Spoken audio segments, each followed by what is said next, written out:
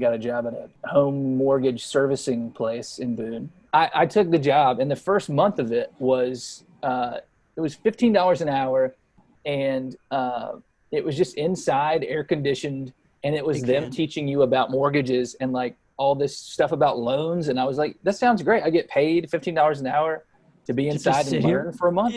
Yeah. And this is all stuff that I'm gonna, have to know about later. And so I did it.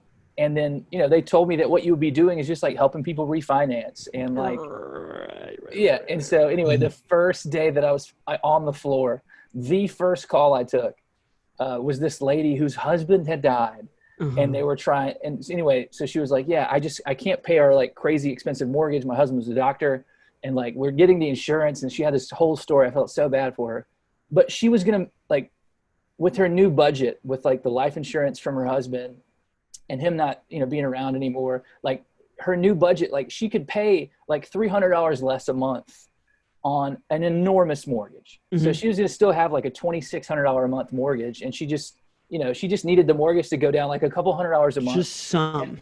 And just add it to the end. Like you still get your money.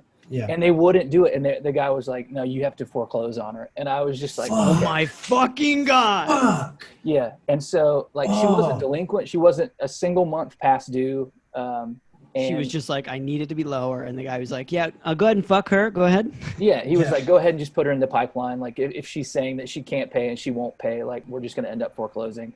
And so I was like, okay. So I let the guy walk away, and I got back on the phone and I was like, ma'am, they're going to try to foreclose on you.